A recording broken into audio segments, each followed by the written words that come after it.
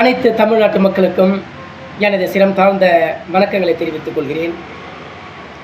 திராவிட முன்னேற்றக் கழகம் தன்னுடைய ஆட்சியை இழந்திருந்தாலும் கூட நமக்கு அத்தனை பேருக்கும் மிகப்பெரிய வருத்தமாக இருந்தாலும் கூட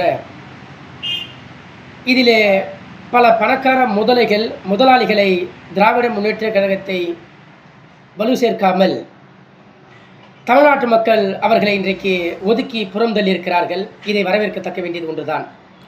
நான் அந்த கழகத்தை சார்ந்தவராக இருந்தாலும் கூட உண்மையை ஏற்றுக்கொண்டுதான் வேண்டும்.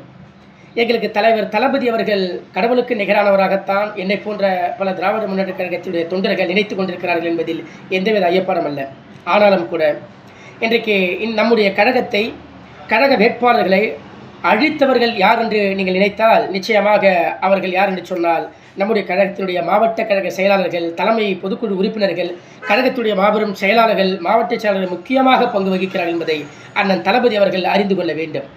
அவர்களை எல்லாம் மிக விரைவில் களை எடுக்க வேண்டும் என்பதுதான் கழகத்தினுடைய அடிப்படை தொண்டனாக காஞ்சிபுரம் தெற்கு மாவட்டத்தின் கழக கலை இலக்கிய பகுத்தறிவு பேரவையின் அமைப்பாளராக எனது பதிவை இங்கே நான் பதிவு செய்ய கடமைப்பட்டிருக்கிறேன். நன்றி, வணக்கம்.